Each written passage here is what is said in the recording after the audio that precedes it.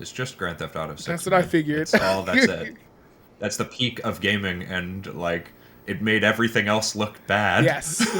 After that trailer dropped, I was literally watching other game trailers. We watched like the Sony, me and a few of Hmm. my friends, Julian and Carter, and my brother all watched like this the Sony State of Play Yeah. last week, and it just like washed over us, man. We're literally just like, what? Like so many like crazy over the top like Japanese games, these guys with swords like fighting giant demons, and I'm just like, oh my god, like I do not care Yep. about any of these. There was one cool VR game that in that Whole thing. collection. It's called like Colossus or something. Okay. Anyway, that's probably the wrong name, but you're fighting. But It's like it looks like Shadow of the got you. Colossus in Okay. VR, and it looks awesome. And that was the only thing that I was like, ooh. And that's by Skydance, who's a VR studio who made this really awesome Walking Oh, Dead got you. VR game that is like it's called The Walking Dead Saints and Sinners, which is the worst goddamn name I've Terrible. ever heard. But it's like top three games in VR and really like set the bar really high. And they're making this, and so really good physics interaction and stuff like that.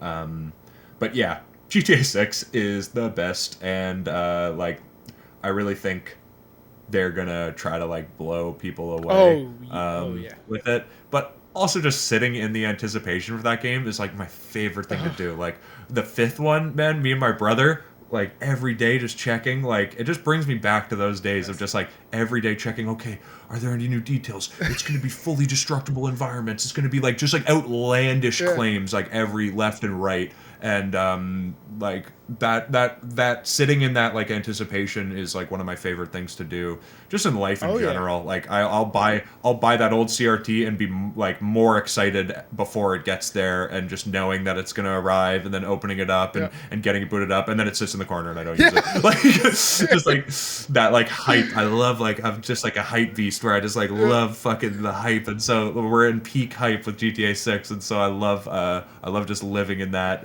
like That's so dope. I excitement. just remember the first time I played GTA and I was just like, what is this? Like, and I was, of course, way too young to be playing it, but it was just one of those things where I was like, this is so much fun. This is way more fun than it should Yeah. be. So it's so cool to, My brother begged my yeah, parents for San Andreas, and they never gave in. And then four, I think he just like was able to get a copy. Like he was finally, I think it's like 17 here or something in Canada okay, where you can buy it, and like he finally could just buy it, yeah. and or like got my sister to buy it or something.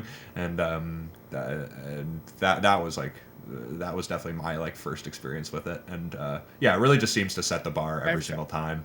And yeah, I'm super super hyped on that in a way that I think like most other games don't really Oh touch. yeah. Oh yeah. And that's just, it just seems like we're like rinsing repeating with a lot of things when it comes to like games and movies and music. So GTA has always kind of set the standard, and you can tell that they put the energy and the It work in. also just like shakes the Yeah. world in a way that I love. Like literally, we're gonna see those like news broadcasts again, and it's the same thing every GTA.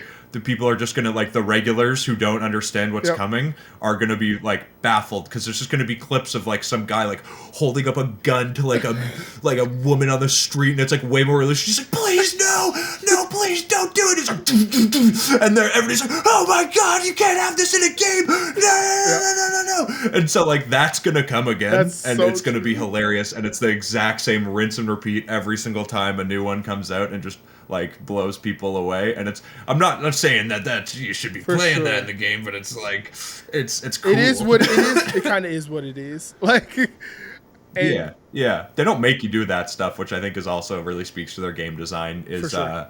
like good game design is freedom, and good game design is like not restricting in that way. Storytelling is a For different sure. thing. You know, they can tell a story in that world however they want, but the sandbox itself should be really free. It's like why games like that do really well, and Minecraft as well. Like games that just like you're allowed to do Yeah. anything, but you don't like have to. That's like definitely key game design. Sims was like based on a Yes. dollhouse. Like Will Wright, the guy who did that, was like, "Ugh, people love playing with dolls and just moving their guy around. Like that. That was like the prototype name for it was called the Dollhouse, and so he just tried to make a game that motivated your own internal game. It's like, and once you're leveraging the human brain for games, like you're already winning, because like we're really imaginative Already, animals, yeah. and so like if you can leverage that computer, like your brain's computer, to make games, then you're really taking off, rather than just relying on like the regular computer. Dang. I didn't think about that because me and my brother used to play Sims, and my brother used to do some stupid stuff. And I'm just like, he would like build a pool and then take the ladder away. And I'm like, Oh, of course, man. You got to see that Reaper. yeah, just stupid stuff. But I didn't think about it in that way, where it's just like, you got to kind of let people imagine it, like be imaginative. And then for me, I was like, that's terrible. And so maybe that impacted me to be like, to understand those things a little bit better or something. Yeah. Yeah, and you don't have to do that when you play. Exactly.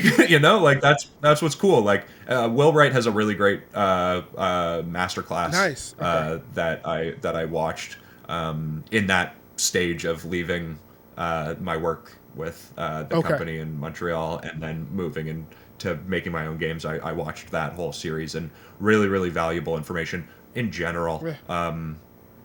Some good books as well. Got one on my wall somewhere. Nice. I might have to look into it. That is like called The Theory of Game Design or something like that, and he writes in that as well, and it's really, really valuable information for anything similar kind of thing, like you were saying with the sciences and that critical thinking, like the kind of like design of games and getting your head in the space of designing something that's to be used, rather than like movies, which are just like solid. You will watch this, it's not going to change.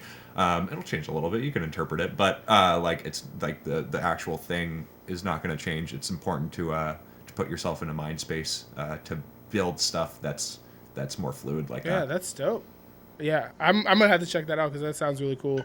I always like if you can take yourself and like someone writes something that you have no concept of, and if you can immerse yourself in that and try to understand it, I feel like you grow so much just by, because with game design I have no clue how that works. I like zero idea, like, so that's kind of cool.